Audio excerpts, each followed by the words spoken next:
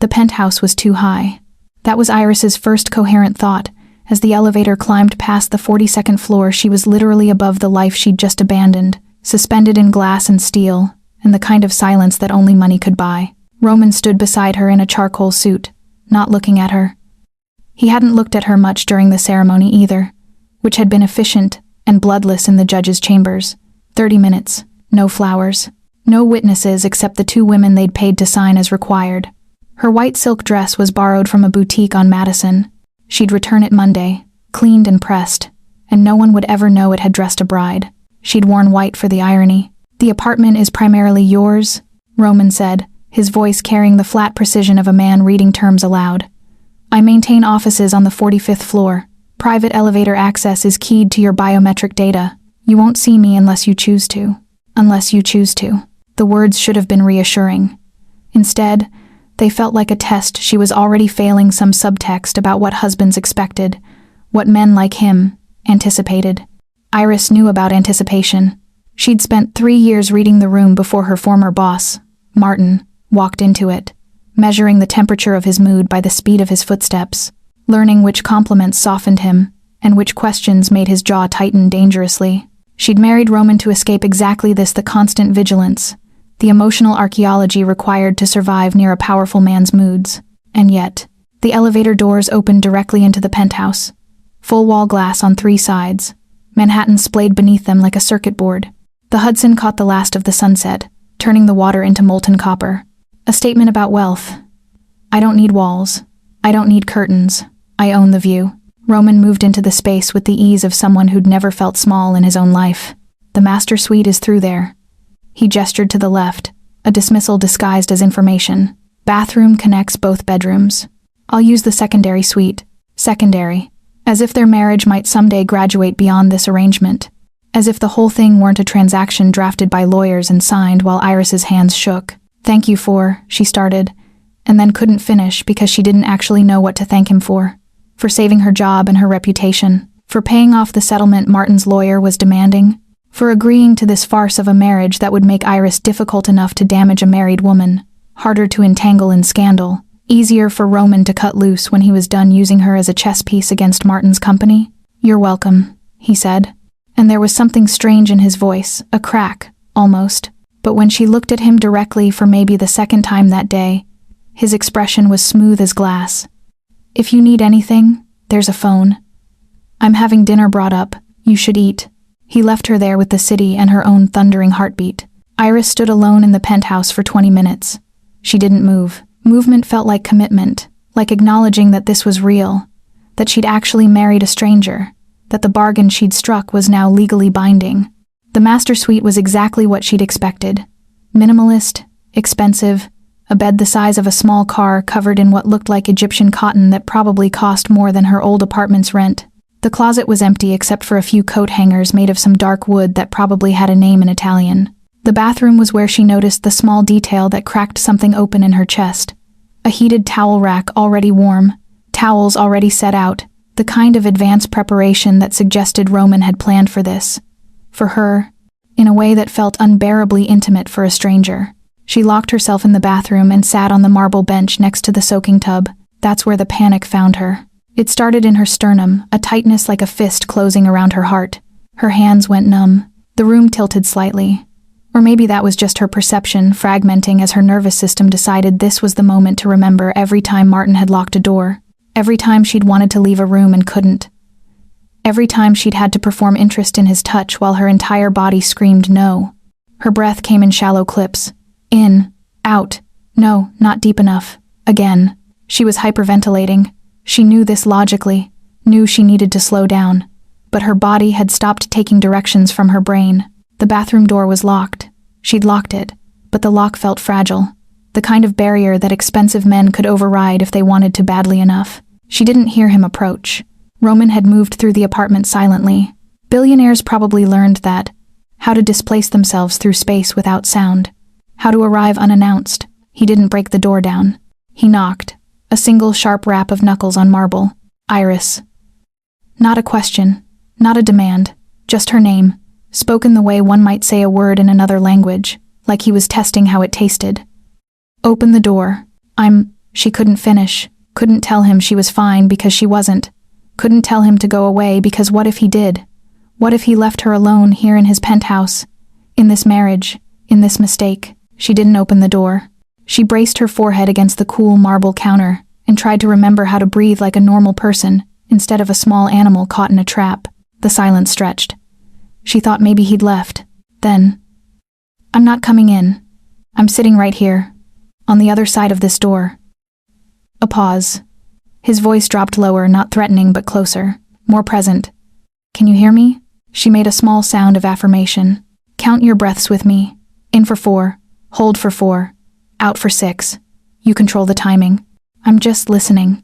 He talked her down from the panic attack like someone who'd done it before, or someone with the kind of quiet confidence that made it seem like he had. In for 4, hold, out for 6. His voice remained steady, uninflected, the vocal equivalent of a hand held out but not grabbed at. She could take it or ignore it. The choice was hers, and somehow that was what finally made her able to breathe. When her nervous system finally remembered how to function, Iris sat in the marble bathroom of a billionaire's penthouse and cried silently. Not the dramatic, cleansing kind of crying, the trapped kind, the kind that felt like drowning in place. "Better?" His voice through the door was careful, testing. "I'm sorry," she whispered. "Don't be." A pause. She heard him shift probably his back against the door frame. "I'm going to sit here until you're ready. Take your time." And he did. For an hour, maybe more. He sat outside that bathroom door and didn't try to enter, didn't try to fix her, didn't make her feel ashamed of breaking down on her wedding night. He just stayed. When she finally emerged, Roman was sitting on the floor with his back against the wall, his jacket removed, his tie undone. His eyes were closed, but they opened immediately when she appeared, dark and unreadable as obsidian in the low light. "I'll make you feel safe," he said quietly. "I don't know how yet, but I will. That's not a promise I'm going to break." She believed him. That was the most dangerous part. She believed him, and she had no idea who Roman Ashford actually was beneath the tailored suits and the penthouse and the quiet competence. She'd married a stranger and he'd already proven to be kinder than every man who'd claimed to love her. "Okay," she whispered. The wedding announcement went out to 5,000 people via an email from Roman's PR firm. Iris learned this when her phone, which she'd silenced during a morning meeting, erupted into a swarm of notifications. She was in a conference room overlooking Central Park, preparing closing arguments for a merger that had nothing to do with her marriage and everything to do with survival. Staying sharp, staying valuable, staying employed. She stepped into the hallway and read the message. Roman Ashford, CEO and founder of Ashford Properties and Ascent Capital, and Iris Colton, corporate attorney specializing in acquisitions law, were married yesterday in an intimate ceremony. The couple plans to combine their professional expertise in forthcoming joint ventures. Intimate ceremony. She laughed, actually laughed, a sharp bark of sound that made a junior associate passing by give her a concerned look.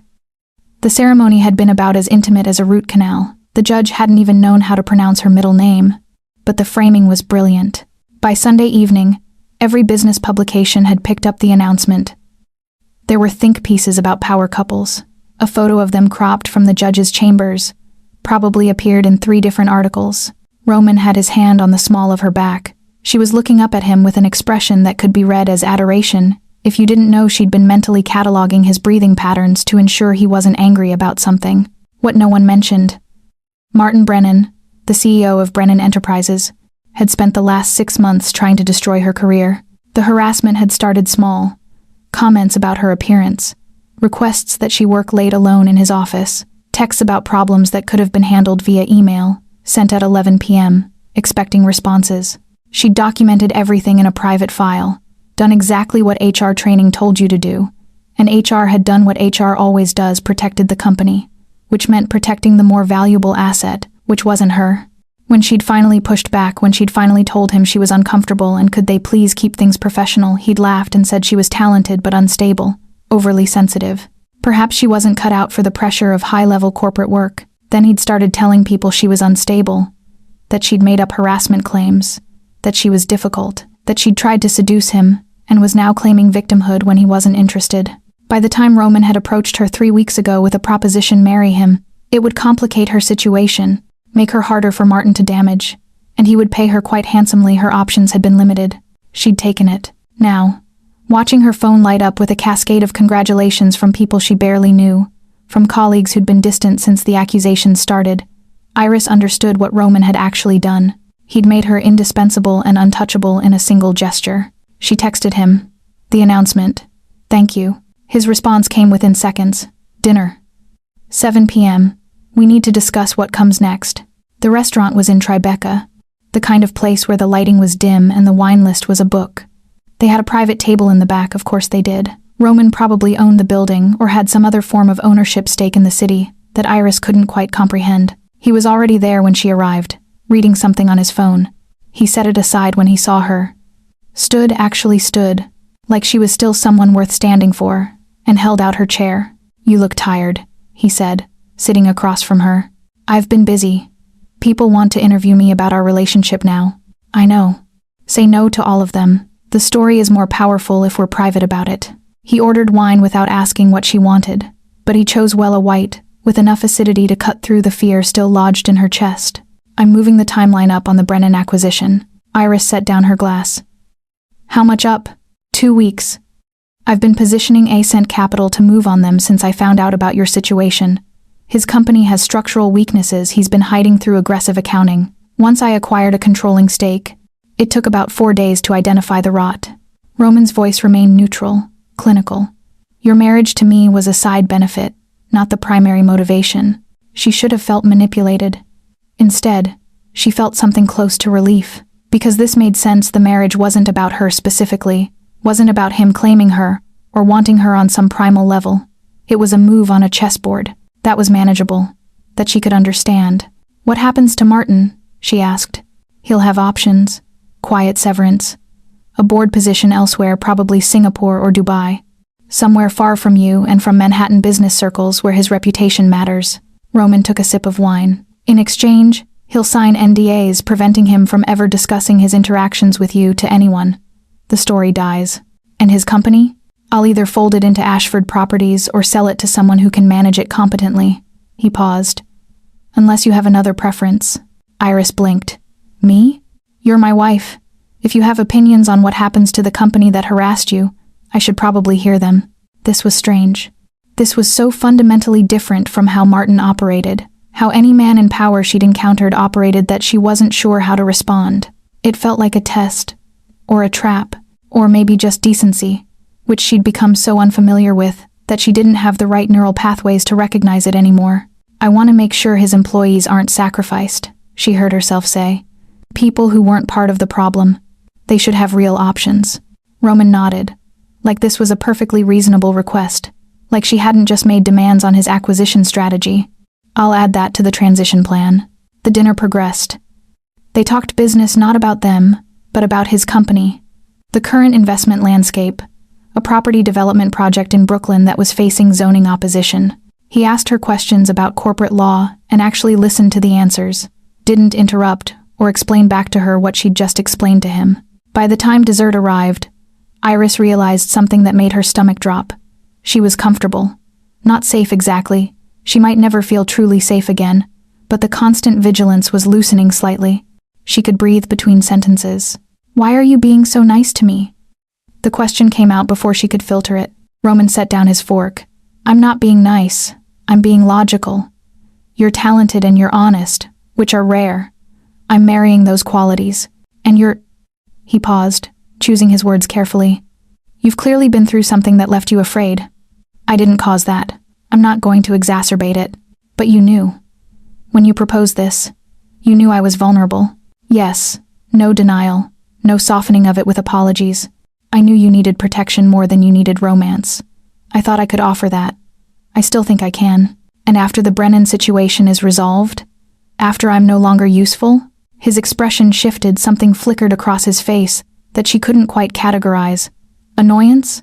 Offense? You're not a contract, Iris. We're married. I intend to honor that in whatever form makes sense when the dust settles. He said it like a promise. Like their marriage was already something with weight and future. Not just the temporary arrangement she'd been telling herself it was. Iris didn't respond. She couldn't. Because if she agreed that this might be real, might have the potential to become something other than a business arrangement, Then she'd have to contend with the fact that she'd started breathing differently around him. That she noticed when he moved. That his hand briefly touching her back as they left the restaurant sent a jolt of electricity through her that felt dangerous in a completely different way than Martin's attention ever had. As they left the restaurant, Roman took her coat, actually took it, held it out for her to slip her arms through. His hands briefly cupped her shoulders. The touch lasted maybe 2 seconds, but she felt it for the entire elevator ride back to the penthouse. This was the problem with choosing a protector. Eventually, she'd have to decide if she was protected by him or from him. Iris discovered Roman's library on a Sunday morning when she couldn't sleep. The penthouse at 3 a.m. was a different creature than it was during the day. The city itself seemed to breathe differently, slower, more honest. The glass walls became mirrors, reflecting the rooms back at themselves, doubling the emptiness. She'd been awake for 2 hours, her mind cycling through the same thoughts on loop. Mariagano Trial, will end her eventually. So she'd gotten up, pulled on the cashmere robe Roman had left hanging in her closet with a note that simply said, "For you," and wandered. The library was behind a door she'd thought was a closet. It was a room that didn't make sense in a penthouse. Rooms like this belonged in old houses with estates and family histories, not in gleaming towers above Manhattan, floor-to-ceiling shelves, a rolling ladder, a fireplace that looked real but probably wasn't, and books, hundreds of them, not the decorative kind meant to signal intelligence. These were red spines cracked, margins annotated, some with actual dog ears because Roman apparently didn't believe in bookmarks. She was reading the spines, cataloging them fiction and philosophy and business theory and biographies, when she heard him. "You can't sleep either." She spun. Roman was in the doorway wearing sweatpants and a t-shirt, looking less like a CEO and more like a person, which was somehow more unsettling than the tailored suits. His hair was disheveled. He had a coffee mug in one hand. "I didn't know this room existed," Iris said, which was true and also a non-answer. "I use it when I can't shut my brain off." He moved past her, not close enough to invade her space, but close enough that she caught his scent. Something warm and earthy, soap or aftershave, or just the way his skin smelled at 3 a.m. "I have insomnia. Have had it since I was 20. Some people jog at 3 a.m., I read." He said it matter-of-factly, like it wasn't a vulnerability. But it was the admission that he had a breaking point, a time when his carefully controlled exterior fractured, and he couldn't pretend anymore. "What are you reading?" She gestured to the book he was holding. He looked at it like he'd forgotten he was carrying it. Bulgakov, The Master and Margarita, about the nature of power, and whether it can ever be wielded with actual morality. A pause. "I read it every couple of years. It tells me different truths depending on my mood." Iris pulled a book at random, Beloved by Toni Morrison. "This one's about trauma." "It is. One of the most important books ever written about what power can take from you." They stood in the library surrounded by all the evidence of a man who thought deeply about suffering and ethics and the systems that perpetuated inequality. And something shifted in Iris's assessment of him. He wasn't just a billionaire. He was a billionaire who was aware of the contradictions inherent in his own existence. That was different. "Can I ask you something?" Her voice came out quieter than she intended. "Anything. When I fell apart in the bathroom that first night. Had you done that before? Talked someone down from a panic attack?" Roman was quiet for a long moment. "My mother," he said finally. "Before she died. She had PTSD, complicated history I won't detail. But yes, I learned how to recognize panic and respond to it without making it worse." "How old were you?" 14. "She died when I was 16. Iris waited, but he didn't elaborate, didn't make excuses, or turn it into a tragedy narrative, just stated it as fact. "I'm sorry," she said. "Don't be. It's ancient history." But there was something in his eyes that suggested it wasn't ancient at all. Trauma didn't have an expiration date. She knew this intimately. "Is that why you're—" She gestured vaguely at him, at the library, at the whole carefully constructed life. "This way? Controlled? Careful not to hurt people?" "Partially." He set down his coffee, pulled down a book at random actually. She suspected he knew exactly where he was reaching, and handed it to her. It was a volume of poetry, the cover worn. "I realized something around 18. Power is inevitable if you're going to be successful. The only choice is whether you weaponize it or you mitigate it. I chose the latter. That's a very moral stance for a man who just spent 2 weeks acquiring a company through corporate espionage. It's not espionage if the financial statements are matters of public record." But he smiled, and there was something almost playful in it. "I'm not a saint, Iris. I'm someone trying to do less harm than I could. There's a difference." They ended up reading in the library until sunrise. Not together exactly, they sat in separate chairs but in the same space. He read his Bulgakov and she read poetry, and the silence between them felt different than before. Less weighted with caution. Almost companionable. Around 6 a.m., Roman got up to refill his coffee, and when he came back, he didn't sit down. He stood beside her chair for a moment, then reached out and tucked a strand of hair behind her ear. The touch was so brief, she almost didn't process it. But her body registered everything. The warmth of his hand, the callus on his thumb, from years of what writing? Tennis? Building things? The way his expression softened slightly as he looked at her. "You're not going to run," he said. It wasn't a question. "No," she agreed. "You're terrified." "Yes, good." He moved toward the door. "Fear means you're paying attention. Just don't let it convince you that everyone is Martin." He left her there with the sunrise and a copy of Mary Oliver, and Iris realized something that complicated everything. She was starting to like him, not as a savior or a means to an end. As a person, as someone whose damage paralleled her own in ways that made her want to understand him more. The wedding ring felt different on her finger suddenly, less like a chain and more like a choice she was making, minute by minute, to stay. The first article hit on a Tuesday. Iris was in a meeting about the Martin transition plan now being managed with military precision by Roman's legal team, when her phone buzzed with a news alert. She ignored it, then another, and another. By the time she excused herself and checked her messages, her email was already flooded. The headline, "Roman Ashford's new wife connected to harassment scandal at Brennan Enterprises, convenient timing or corporate strategy?" The article was a masterclass in implication. It didn't explicitly state that she'd fabricated the Martin accusations, but it was written in a tone that suggested every bit of her credibility was suspect. Sources close to Brennan Enterprise suggested the harassment claims were exaggerated. Questions have been raised about whether her marriage to Ashford was designed to bolster her narrative. A lawyer quoted anonymously wondered if this constituted abuse of position through strategic marriage. It was brilliant, vicious, and probably coordinated. Martin fighting back the only way he could, by attacking her reputation before the acquisition went through.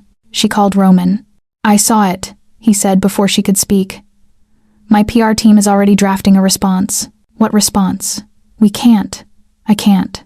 She couldn't respond because she was being gaslighted in the New York Times by innuendo and strategic silence about actual facts. "People are going to assume I know what they'll assume. I also know I'm acquiring Brennan Enterprises in 4 days, and after that, the narrative changes. Because I'm going to leak every document, every email, every piece of evidence that proves Martin is guilty of exactly what he's claiming you fabricated. You'll destroy him. Yes. No hesitation, no regret. He tried to destroy you. He's trying to destroy your credibility to protect his position. I'm not going to let that happen. But the thing about being destroyed in public is that it happens in real time, regardless of vindication that might come later. By Wednesday morning, there were 43 articles. By Thursday, she had an op-ed in the Wall Street Journal comparing her to famous women who'd used accusations as professional leverage. Colleagues stopped responding to her emails. The partner who'd been mentoring her sent a message saying they'd need to pause her current assignments while things settled down. "Come home," Roman said on Thursday evening. "Leave early. Come home." She did. The penthouse felt different when she entered it, carrying the weight of public humiliation. Roman was waiting in the living room with what looked like the entire contents of a sushi restaurant spread across the coffee table. "I don't know what you like," he said.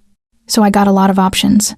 Iris stood in her own living room and started crying, not delicately, but in great heaving gasps that bent her double. The tears were from anger and fear and the exhaustion of fighting and the knowledge that no matter how many laws protected her, no matter how much evidence existed, she would always be the woman who'd accused her powerful boss of harassment. That was her identity now. Roman didn't try to fix it.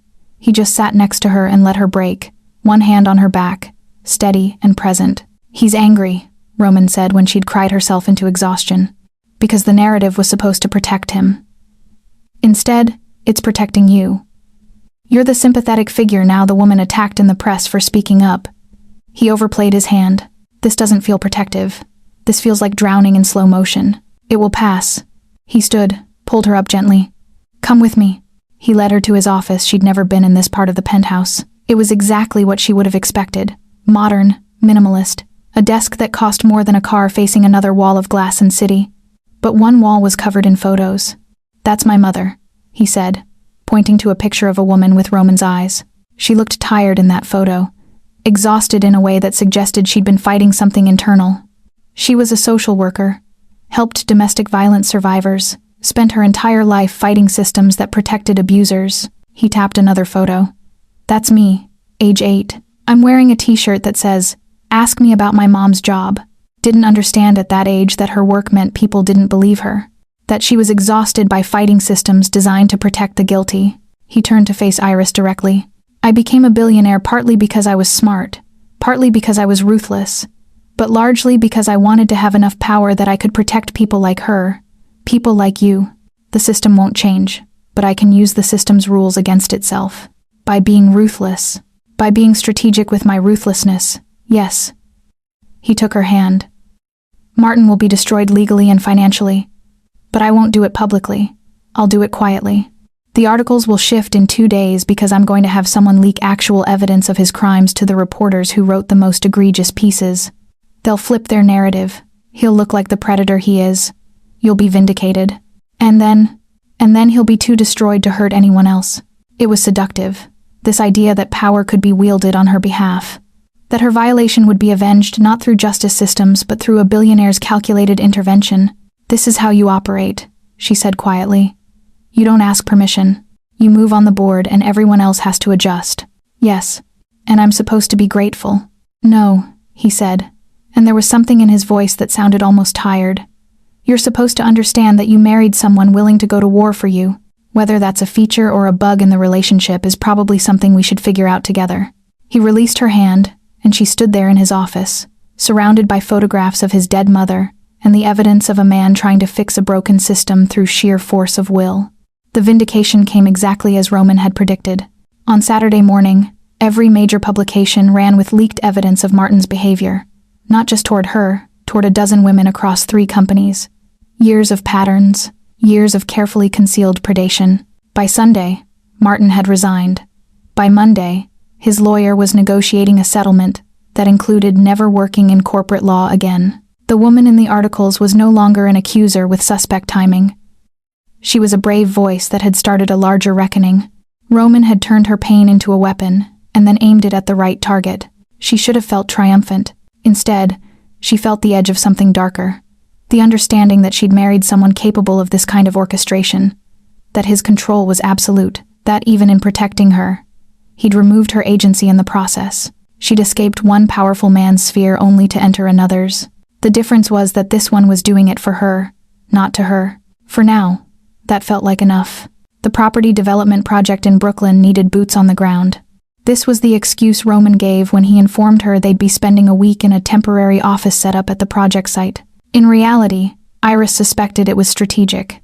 Get her out of the city, away from the lingering media attention, into a space where they couldn't avoid each other. The temporary office was a renovated brownstone 3 blocks from the development site. It had 2 bedrooms, which felt like a statement about their marriage's current status. 2 bedrooms still, even after the Martin vindication. Even after the article in the Times praising Roman's company for creating workplace cultures that actually protected employees. "The master is upstairs," Roman said, setting down her bag. "You take it. I'll use the second room." It was the same arrangement as the penthouse. Separate spaces, separate beds. Iris found herself resenting this suddenly. "Why?" He paused. "Why what? Why do you keep sleeping in a different room? We're married. Most married people rushed into things without thinking about trauma response and recovery." Roman interrupted, not unkindly. "You're not most people. And I'm trying not to be the man who assumes your body is part of the contract. What if I want it to be part of the contract?" The words hung between them. Roman's expression shifted, something tightened in his jaw. "Then tell me that directly," he said quietly. "Not out of obligation. Not because you think it's what I want.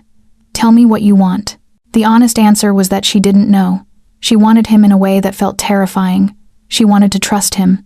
She wanted to not want him, because wanting him meant vulnerability, meant acknowledging that this fake marriage had become complicated in the worst possible way. "I don't know yet," she admitted. "Then we wait." The week was structured around site visits and investor calls and meetings with contractors who kept using phrases like community transformation when they meant gentrification. Roman attended every meeting with the authority of someone who'd been navigating power systems since birth. Iris attended as the legal advisor, there to make sure everything was compliant and above board. During the day, they were professional. At night, the brownstone became a different kind of battlefield. The kitchen was small. When they both wanted coffee in the morning, they couldn't avoid brushing past each other. She began hyper-aware of his movements, the way he stirred his coffee counterclockwise, the slight pause when she entered a room, like he was recalibrating his presence to accommodate her. "Tell me something you've never told anyone," she said on Wednesday night. They were ostensibly reviewing contracts. In reality, they were sitting on opposite ends of a couch in the brownstone's main room, the work abandoned an hour ago in favor of just talking. "That's a dangerous request," Roman said. "Humor me." He was quiet for a long moment. "I don't think I've ever been in love. I've cared about people. I've been attracted to people. But that specific vulnerability, that willing surrender of control, I don't think I'm capable of it." It hit like a punch. "Why?" "Because love requires trusting that someone won't use your vulnerability against you. And in my experience, people always do. Eventually. I wouldn't. You might not intend to." He looked at her directly. "But intention and impact aren't the same thing. You could destroy me just by existing and not requiring what I'd offer. That's more terrifying than someone actively trying to hurt me." The confession was so raw, so exposed, that Iris felt something in her soften completely. "Your turn," he said. "Tell me something you've never told anyone." She thought about lying, about giving him something surface level. Instead, she said, "I don't know how to exist without fear. Every relationship I've ever had, I've been terrified. Terrified of saying the wrong thing. Terrified of being too needy or too independent. And the worst part is, I can recognize it as trauma response, and I still can't stop doing it." "That's actually not as tragic as you think it is," Roman said. "That's you being aware enough to change. That's the whole path forward. What if I change and you don't? Then we'll figure it out." He moved closer, not touching, just closer. "But I think we both know I'm changing. You've been changing me since you said yes to this proposal that you had every right to refuse." The air between them became charged suddenly, the kind of electricity that comes right before a storm.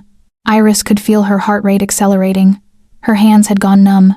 "If you're about to try to kiss me because you think it's time, I need to warn you that I might panic," she said. "I know. I might freeze up, or cry. I know that too. I'm serious. My body might literally not cooperate." "Iris." He reached out, slowly, and cupped her face in his hands. They were warm and steady.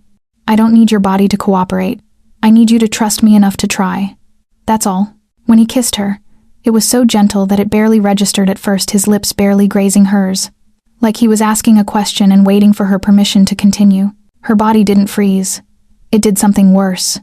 It remembered desire. She leaned into him, and he deepened the kiss fractionally, still careful, still asking. His hands moved from her face to the back of her neck, fingers threading through her hair. It felt like being seen, like someone was looking at her for the first time, and not asking her to be anyone other than exactly who she was, scared and traumatized and willing to try anyway. When they broke apart, her eyes were wet. "What do you need?" Roman asked against her forehead. "You to not disappear," she said. "I need to know this isn't just." "It's not," he said. "This is the beginning of something that I don't fully understand yet, but I'm not going to disappear from it." He carried her upstairs, actually carried her, which under normal circumstances would have felt possessive and wrong, but in this moment, felt like continuation. Like he was literally moving her toward the choice they were both making. In the master bedroom, under the slanted ceiling of the brownstone, Roman undressed her like she was something precious and breakable. And then, he lay beside her, and he didn't immediately push for more. They just held each other in the darkness, her head on his chest, his heartbeat steady beneath her ear. And that was enough. That was more than enough. Morning came gray and insistent through the windows. Iris woke before Roman, which allowed her the luxury of pretending to still be asleep, while she felt the weight of last night settle into her bones. They'd slept chastely, truly chastely. No sexual contact beyond the kissing and the holding, and she'd slept better than she had in years. No panic. No waking at 3 a.m. with a racing heart. She could feel him watching her while she pretended to sleep, could feel the question in that attention. Was this a mistake? Do you regret it? When she finally opened her eyes, Roman was propped up on one elbow, hair disheveled, looking less like a CEO and more like a man who'd spent the night wrestling with something. "Hi," she said quietly. "Hi yourself." His voice was rough with sleep. "You didn't run. No. You didn't panic. Not yet." She smiled at her own dark humor. "Give me time." He laughed, actually laughed. A real sound that echoed in the small room and pulled her against his chest. "I have to go to a meeting," he said into her hair. "In the city. But I'll be back by dinner." "Okay. Iris." He pulled back to look at her directly. "Last night, that was me breaking a rule." "What rule?" "The one I said about keeping you safe by maintaining distance. I should have stayed in the other room. Given you more space to process." She looked at him, at this powerful man, trying to manage his own need for control by pretending it was about protecting her. "Is that really what you think? That you took advantage somehow?" "No," he admitted.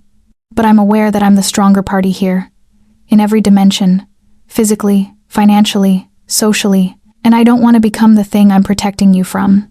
"You won't," Iris said, and meant it. "Because you're aware of it. Because you're asking." Martin never asked. He just decided that my feelings were secondary to his desires. "I'm not him." "I know. And knowing that, trusting that is the whole thing, isn't it? That's the actual relationship part." Roman kissed her forehead, then extracted himself from bed with obvious reluctance. "Stay here. Or go explore Brooklyn. Or work on the contracts. Whatever feels right," he said. "Just stay." After he left, Iris found herself alone in the brownstone in a way she'd never been before. Not isolated, not the kind of aloneness that came with fear. Just alone, with space to think. She wandered to the office area and opened her laptop. The contracts for the Brooklyn project were still there, highlighted and annotated, her legal mind already parsing the language. She'd become good at this, seeing the places where words could be weaponized, where intentions could be obscured. She was so focused on the contract language that she almost didn't notice the email. It was from a woman named Sarah Chen, CC'd to 3 other women. The subject line, "Speaking up about Roman Ashford." Iris's stomach dropped. The email detailed allegations about Roman's business practices, aggressive acquisition tactics, contracts that had ruined smaller companies, employees who'd quit because of his emotionally distant but tyrannical management style. One woman claimed he'd fired her on the spot because she'd questioned one of his decisions. It wasn't explicitly sexual, but it was damaging. And it was, Iris recognized immediately, the response to his intervention against Martin. Martin's allies had decided that if they couldn't destroy her, they'd destroy him. She called Roman. "Don't come back," she said without preamble. "What?" "There's an email. I think it's coordinated. From that Sarah Chen woman. She was an executive assistant at Brennan. She's claiming you're abusive in your business practices." There was a long silence on the other end. "Yes," Roman said finally. "I know about Sarah." "You, what?" "I fired her. 5 years ago. She was selling confidential information to competitors.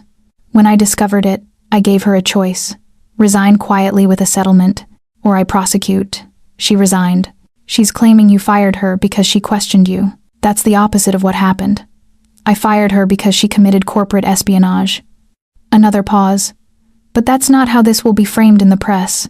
Is it true? Any of it? The aggressive tactics? Some of it," he said quietly. "When I was younger, I didn't care about the damage my acquisitions caused. I saw ineffective companies and I saw the market correcting itself. I didn't think about the people who lost jobs. I wasn't cruel about it, but I wasn't kind either." Iris sat down heavily. "I'm different now," Roman continued. "I've built accountability measures into my company. I support employee transitions. I don't liquidate assets for profit alone. But yes, there are things in my past that, if weaponized, could make me look like a villain. Why didn't you tell me?" "Because I wanted to be the man I am now, not the man I was." She could hear the frustration in his voice. "And because if I'd led with my sins, you would have had legitimate reason to doubt me. Instead, I'm learning about them because they're being used as ammunition." She heard how cold her voice sounded, felt the distance reopening between them. "You're just like Martin. You knew this about yourself and you buried it, and I'm nothing like Martin." Martin used predatory tactics against people he was in power over, people he was supposed to protect. "I made ruthless business decisions. That's different." "Is it?" You knew there was ammunition. You knew they'd come for you because of me. And you let me walk into a relationship without full information. Would you have walked in if I'd told you? His voice was sharp now, defensive. Would you have trusted me if my opening move was a full catalog of my worst decisions? I don't know. But it wasn't your choice to make. She hung up before he could respond. The hours that followed were the worst of the week. Iris sat in the brownstone and watched the story develop in real time. First, Sarah Chen's allegations hit a tech newsletter. By afternoon, the Post had picked it up with a headline about ruthless billionaire's aggressive tactics. By evening, it was trending. The irony.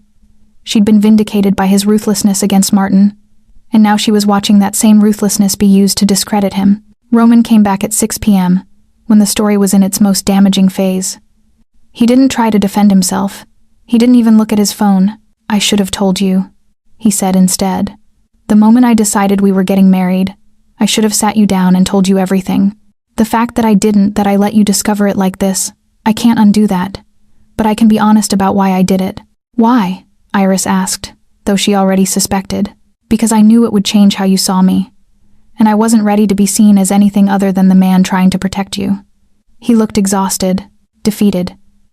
I was controlling the narrative, even within our own relationship. That's not okay. She wanted to stay angry.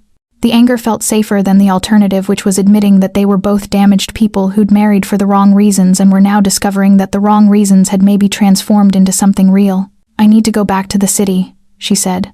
I need to get away from this. From you. Okay. I might not come back. Okay. The acceptance is what broke her. If he'd fought her, she could have leaned into the conflict.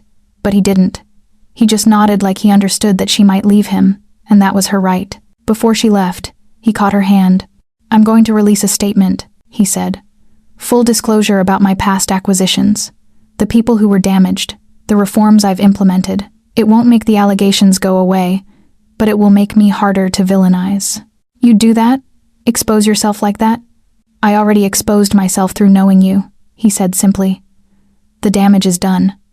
I might as well own it. Iris left the brownstone that night not knowing if she was leaving temporarily or forever.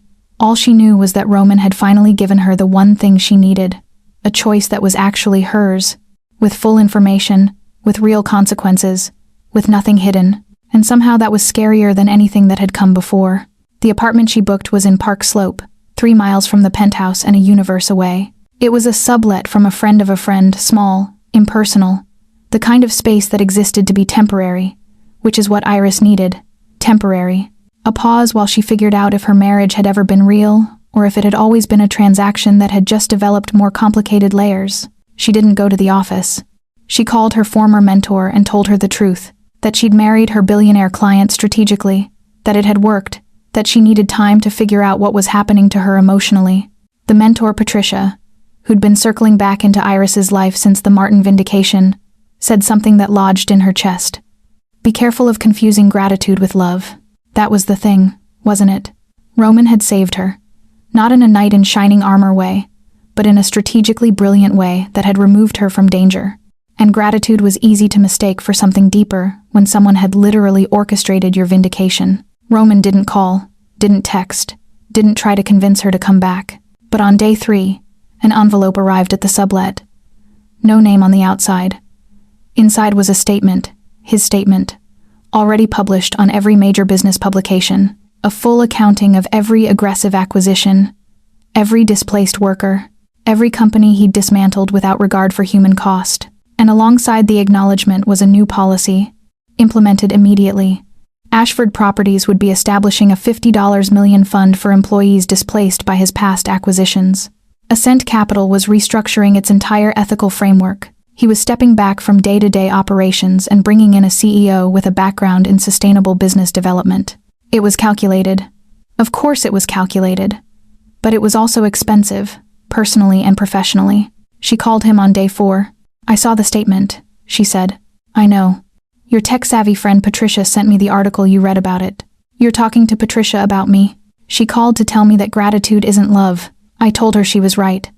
And that I was aware I'd potentially destroyed my marriage because I wanted the security of your gratitude more than I wanted your actual choice. Iris sank onto the bed. Why are you making this so hard? What do you mean? 10. I came here to figure out if I could stay with you, and you're making it impossible by being so reasonable. If you fought me, or got angry, or tried to manipulate me back, then you'd have a clear enemy to resist, and the decision would be easier, Roman finished. I know. But I'm done making it easy for either of us. You deserve the complicated truth. And the complicated truth is that I love you. And I've handled our entire relationship with control tactics, instead of actual vulnerability. The words hit different when he finally said them. Not romantic, messy, uncertain, real in a way that made her breath catch. You can't just say that, she whispered. Why not? It's true. I've loved you since you told me that fear means you're paying attention. I've loved you through every panic attack and every moment of doubt. I've just been too afraid to say it because love means I could lose you, and I've spent my entire life avoiding that kind of exposure. This isn't fair, Iris said, but even as she said it, she knew it was. It was completely fair.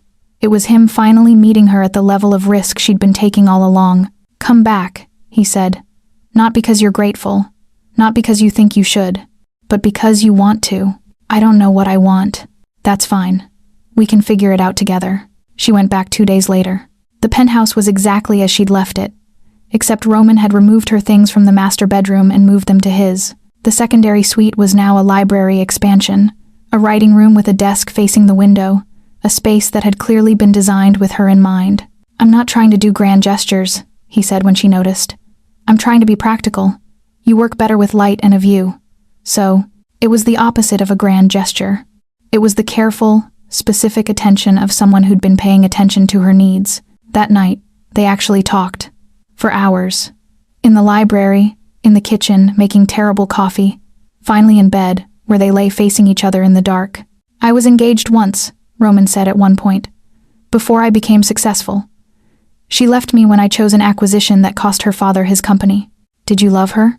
I thought I did. But I think I just loved that she loved me. When I had to choose between the business and her, I chose the business. And I realized then that I was incapable of actual love, that I'd always choose power over people. And now I'm choosing you. And it terrifies me more than any acquisition ever has.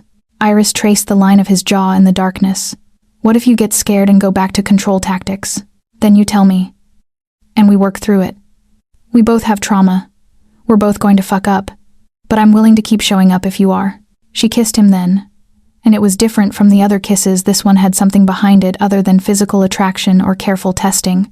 This one felt like choice. Like deciding, deliberately, and with full knowledge of the cost, to stay anyway. The next morning, Iris called Patricia and said she was ready to come back to work. Not at the same firm. She and Roman agreed that the optics were too complicated. But there were opportunities. A small firm specializing in protecting workers in corporate acquisitions.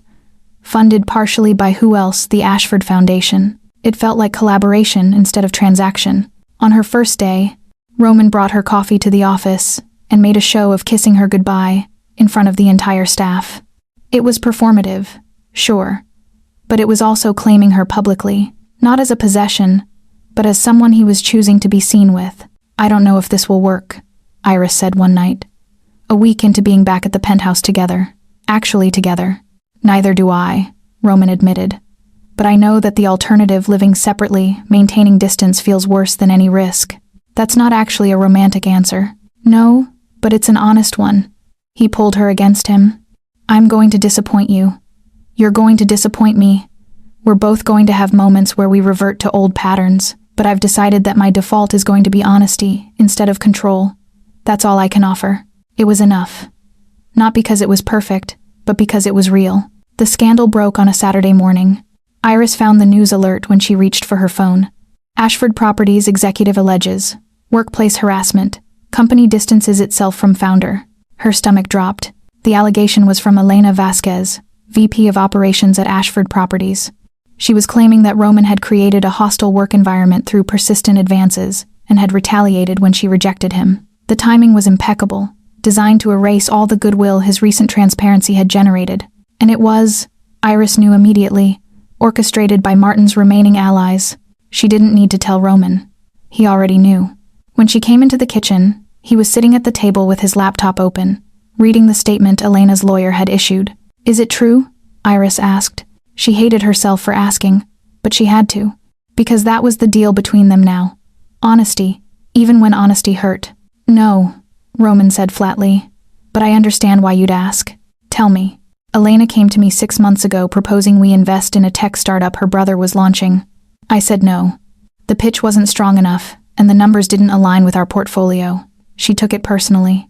Started making veiled comments about how maybe I'd have invested if she'd been more willing to collaborate. To collaborate. That's the word she used. I made it clear the decision was final, and the topic was closed. Then I moved her team under a different manager because I thought the distance would help her process the rejection professionally. But she's claiming that I made advances and retaliated when she rejected them. Yes, Roman finally looked up. She's lying, and she probably has someone willing to corroborate, which means it doesn't matter that she's lying. It only matters that the accusation exists. The unfairness of it crashed over her. That's not legal. You have documentation. I do. But this isn't about legality anymore. This is about narrative. And the narrative is that I'm a wealthy man who punishes women who refuse me. The fact that there's no evidence doesn't matter. The accusation is the news. His PR team confirmed this within the hour. Stock price was already dropping. 2 board members were calling for his resignation. One of his major investors was publicly questioning his fitness to lead. The worst part, it was working because of the exact thing that had made him sympathetic before. He'd admitted to past predatory business practices. He'd claimed to have changed. Now there was a woman saying he hadn't changed, that underneath the reformed image was the same controlling, aggressive man. We need to get ahead of this, his PR director said during an emergency meeting. We need a statement from you about Elena specifically. Deny the allegations completely. Question her credibility. No, Roman said. What? No. I'm not going to attack her character to defend myself. That's what powerful men do. I'm not doing that anymore. Then what are you doing? I'm stepping down. Immediately. I'm cooperating fully with any investigation. And I'm letting the facts speak for themselves. His legal team lost their minds. His board member started shouting about fiduciary responsibility. His PR director was practically vibrating with frustration. Roman held firm. And that's when something shifted in Iris's understanding of him. He wasn't protecting himself anymore. He was absorbing the hit, accepting that stepping down would probably cost him his company, would definitely cost him credibility, would open him up to lawsuits and speculation about guilt. He was choosing her over himself. Don't do this, Iris said that night, when they were alone in the penthouse. Don't sacrifice your company because you think it will prove something to me. I'm not doing it to prove something to you. I'm doing it because it's the right thing. If I stand and fight and destroy Elena in the process, even if I win, I become exactly what I'm trying not to be. He looked at her. You taught me that. You showed me that protecting yourself by destroying the accuser is not actually protection. It's just trading one kind of harm for another. But your company is just money. If I lose it, I've still got enough to live on. If I lose you because you can't trust that I've actually changed, then I've lost the only thing that matters. The insanity of this, a billionaire willing to tank his entire empire on principle, should have felt performative. But it didn't. It felt like someone had finally made the choice she'd been waiting for him to make. But it also terrified her, because that choice meant he was vulnerable in a way she didn't fully know how to handle. Elena's story started to unravel 3 days later. Not because of anything Roman did, but because her technical team found the financial records. Martin's shell company had been funding her legal fight. And Martin himself, it turned out, had a very specific motivation, getting revenge on Roman for the destroyed acquisition. When that information went public, Elena's credibility evaporated. She recanted the harassment allegations. Roman was vindicated. And instead of being grateful, Iris found herself furious. You could have released that information immediately, she said to Roman. You could have defended yourself and won. Yes, but you didn't. You just accepted the accusation and moved toward stepping down. Yes. Why? Because I needed to prove to you and to myself that I wouldn't do what Martin did, that I wouldn't protect myself by destroying the woman making the accusation, that I'd taken seriously the idea that my power needed to be mitigated, not weaponized. You were gambling with your company. I was gambling with my pride, Roman corrected. And I'd have made that trade every time. She wanted to tell him that this was insane, that love didn't require this kind of self-destruction, that he was still, in some fundamental way, trying to control the narrative, just with a different strategy. But underneath the anger was gratitude, and underneath the gratitude was love. And she was exhausted from feeling all of it simultaneously. "What if I'd taken the information and left anyway?" she asked quietly. "What if you'd done all this and I'd still decided our relationship was too complicated? Then I'd have done it for nothing," Roman said. "But I'd have done it anyway, because the alternative was becoming someone I don't want to be." He held out his hand to her, the way he had at the judge's chamber on their wedding day. Offering choice, offering risk. She took it. The hospital called on a Tuesday morning. Roman's father had suffered a massive heart attack. He was conscious but not stable, and they were asking if Roman wanted to be there. They'd never discussed his father. In 9 months of marriage, in all their late-night conversations and confessions, the man had never been mentioned, which meant something, though Iris wasn't sure what. "Go," she said when Roman came to find her at work. "He's your father." "He's not a good man," Roman said flatly. "He left my mother, didn't help when she was sick, ignored me for most of my childhood, then came back around when I had money. That doesn't mean you should let him die without—" "I know." Roman looked exhausted. "That's why I'm going. Not for him. For the idea of him. The father who might have been." He took her with him. The hospital was aggressively white and quiet in the way hospitals are. Roman's father was in a private room on the cardiac floor, looking smaller than Iris had expected. An old man, really.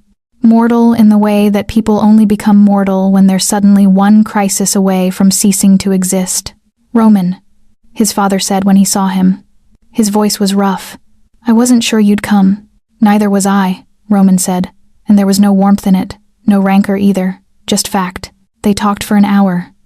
Iris sat in the corner and tried not to listen while also absorbing every word. Roman's father apologized, a strange, formal apology that felt rehearsed, like he'd been planning this for years.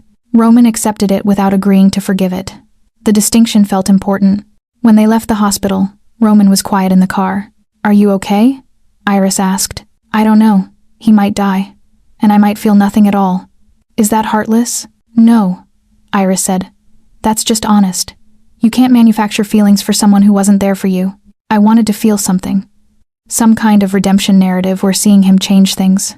"Redemption isn't always that cinematic," Iris said gently. That night, Roman made love to her. It wasn't the tentative, careful touching they'd started with. It was deliberate and confident and absolutely present. He paid attention to where she was breathless and where she needed gentleness. He asked every step of the way, and when she said yes, more, he delivered with the kind of control that meant she was completely safe even while surrendering completely. Afterward, lying in the darkness, she felt him trace patterns on her shoulder, some kind of ritual, some kind of claiming. "I love you," he said. "I'm not saying it to get you to stay or to make you grateful or to prove something. I'm saying it because it's true, and I'm tired of not saying true things."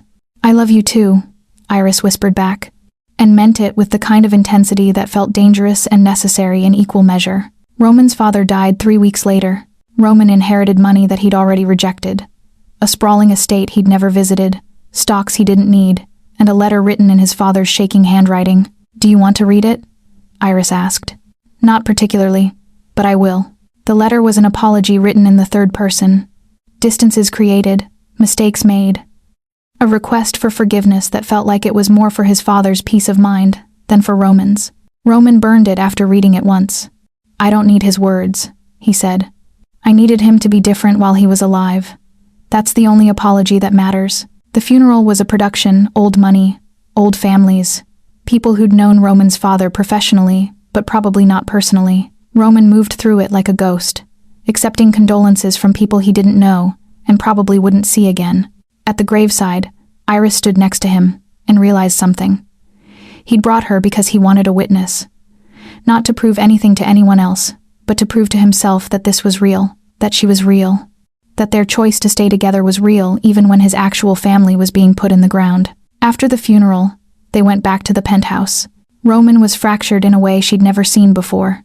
Not controlled, not carefully managed, just broken in the way you become when you're confronted with your own mortality through someone else's death.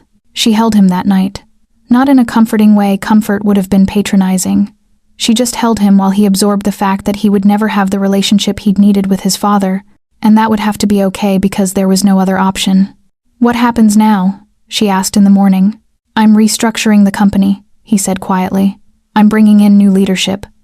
Ashford Properties and Ascent Capital will continue, but I'm going to step back further. Focus on the foundation work. The displacement fund. You don't have to do that. I know. But I want to. My whole life, I've built power because I thought I needed to protect myself. From my father, from people like him, but I've realized I don't need to protect myself anymore. Not in the way I've been trying to. From me? No. Never from you. He took her hand. From the world. From the idea that if I'm not constantly fighting, I'll lose everything. Iris understood then that this was the actual transformation, not the public statements or the policy changes. This moment where he could sit with loss and not immediately try to control the narrative around it. Marry me again, she said suddenly. What? We did it wrong the first time. We did it as a transaction. Let's do it right. Let's do it because we chose it. Roman pulled her against him. Is that a yes? Do you want to keep this marriage? Yes, she said. If you do. Every day, he said, without hesitation. They married again in the library. Just the two of them. And a judge they had to bring in because they didn't want a wedding. They wanted a commitment. He wore a suit. She wore the white dress from the first wedding, hung up and waiting like it had always been meant for this. I promise to be honest, Roman said when it was his turn. Even when honesty is harder, even when I want to protect us by controlling things, I promise to keep choosing you. Every single day. I promise to trust you, Iris said. Not blindly, but deliberately. Even when I'm scared. I promise to stay. The judge married them again. Pronounced them still married. The technicality felt irrelevant. The real marriage had been happening in the spaces between their words, in the moments where they chose vulnerability over safety. Later, alone in the penthouse, in the library where they'd first had real conversation, Roman asked her, "Do you feel safe now?" Iris thought about the question, about what safety actually meant. It wasn't the absence of fear. It was the presence of someone who saw your fear and chose to stay anyway. Yes, she said. I feel safe. And she meant it. 1 year later, Roman still woke before dawn, but instead of checking stock prices and acquisition proposals, he was writing his own strange intellectual project about power and responsibility and the ways that wealth could either calcify a person or transform them. Iris woke to find him at the desk by the window, the city still dark below them, his coffee going cold. You're thinking too loud, she said, and he smiled that smile that was still capable of making her breathless. Just processing something, he said, about redemption and whether it's something you achieve or something that happens to you. What did you decide? That it's something you keep working toward, not an endpoint, not something you ever get to claim. She wrapped her arms around him from behind, rested her chin on his shoulder. They'd been together for a year now, married twice, really. Once out of crisis and once out of choice. The second marriage felt more permanent, not because the vows were different, but because they'd survived the hard part. The hard part had been learning to trust each other. The foundation is releasing the impact report today, Roman said. We've helped 10,000 workers transition, funded education programs for 5,000 of them. It's not redemption, but it's something. It's important, Iris said. Roman turned to face her. So are you. That's the thing I've learned. None of this, the company, the foundation, the public redemption narrative, none of it would matter if I didn't have you. That's the actual transformation. Romantic and yet somehow still results-oriented, she teased. I'm a billionaire. I can't help it. Everything in my world is measured in impact. Well, your impact on me is that I make terrible decisions about my future and marry powerful men after knowing them for 3 weeks. Best decision you ever made, he said, and she punched him lightly. The office they'd set up in the penthouse, hers for the small firm, his for the foundation, had become the beating heart of their shared life. She'd helped 16 women navigate harassment in their workplaces, using the legal framework he'd funded. He'd overseen the placement of 2,000 displaced workers. They rarely talked about Martin anymore. He'd disappeared into a quiet settlement, his career cremated so completely that he'd had to move out of state. The satisfaction of that was muted. Now Iris had learned that vengeance wasn't as satisfying as actual healing, but she thought about him sometimes. About how close she'd come to a life where she was quietly destroyed by proximity to power, and how instead she'd ended up married to someone who'd chosen to use his power to protect rather than to possess. I got offered a position, she said one evening. They were making dinner together, a skill Roman had learned, specifically because Iris loved cooking, and he'd loved being near her while she did it. Partner position. Small firm in Brooklyn. specifically focused on labor rights. "When do you start?" "I'm thinking about it." She looked at him. "It would mean less time here. With you. You're supposed to take it," Roman said simply. "You're supposed to have your own thing. We're not supposed to be a couple that collapses in on itself. We're supposed to be two people who chose each other and chose our own lives. Some billionaires want their wives to stay home. I'm not some billionaires. And you're not the kind of woman who stays home. We'd both be miserable if you tried." She took the job. The penthouse at night, after she'd been at the office late, became something different, a place to come together after separate days. They'd tell each other about their work. She'd explain labor law violations she was fighting. He'd talk about the foundation's challenges in actually creating sustainable change. It wasn't the cinematic romance of their early days. It was something harder earned and more valuable, a partnership. 3 months into her new job, Iris successfully won a case for 5 women who'd been sexually harassed at a tech company. The win wasn't public. They'd negotiated for confidentiality as part of the settlement. But it was real. 5 women had their lives back. Roman was at the penthouse when she came home that night, waiting with champagne. "How did you—" "Your friend Patricia told me." Of course she did. Patricia had become a strange sort of family, someone who checked in on both of them, who'd witnessed their marriage transform from transaction to actual relationship. "We did it," Iris said, and she meant the champagne toast. But she also meant the whole thing, the year, the survival, the choice they kept making. "We did," Roman agreed. That night, as they lay in bed with the city lights reflecting across their skin, Roman said something he'd been building toward. "I'm thinking about having a family." Iris propped herself up on her elbow. "You're what?" "A family, children, with you." He looked uncertain. For the first time in months, this man who'd conquered boardrooms and faced down his own trauma, suddenly unsure. "Is that insane? Given our history, given what we've both been through." "It's not insane," Iris said slowly. "It's terrifying, but not insane. Because you'd want to?" "Because I'd want to if you genuinely want to. Not because you think it would complete something. Not because you think it's the next logical step. But because you actually want a child with me." "I do," Roman said. "I'm aware that I have a lot of damage, and I'm aware that my father had damage, and I'm going to worry about replicating it. But I also think I could be the father I needed. I think we could, together." Iris kissed him, and it tasted like future, which is the only thing scarier than love, the willingness to imagine a future, and the vulnerability that requires. "Okay," she said. "But we do therapy first. I'm not raising a kid with someone I haven't fully processed with." He laughed. "I was hoping you'd say that. The last thing that happens is the simplest thing." 6 months later, they close on a brownstone in Brooklyn Heights. Not the temporary one from before, an actual home. With space, with a garden, with room for a future they're both still building. On the closing day, Iris stands in the empty kitchen and thinks about how she'd arrived at her wedding night trembling with fear, sure that she'd made the worst decision of her life. Roman appears in the doorway carrying boxes, moving things into their actual home. "What are you thinking about?" he asks, setting them down. "That day, our first night in the penthouse, I was so afraid. And now? Now I'm still afraid sometimes," Iris says honestly. "But not of you. And I'm afraid for different reasons, good reasons. Like, what if we screw up raising a child? Or what if I lose you? Or what if we spend the rest of our lives figuring it out together?" Roman finishes. "What if that's enough?" She takes his hand and leads him to the garden, small, overgrown, but potential is visible in the bones of it. "That's enough," she says. And she means it. Not the cinematic, sweeping kind of meaning. The quiet, hard-won kind that comes from choosing someone every single day, from building something real with your hands and your words and your willingness to stay vulnerable. Roman pulls her close, and they stand in their empty house, in their new beginning, and she feels something she might never have felt with anyone else. Absolutely, completely safe. Not because he promised to protect her, not because he swore to never hurt her, but because he'd already proven, through every choice and every consequence, that he could be trusted with the pieces of her she thought were shattered beyond repair. And that was the only promise that ever mattered.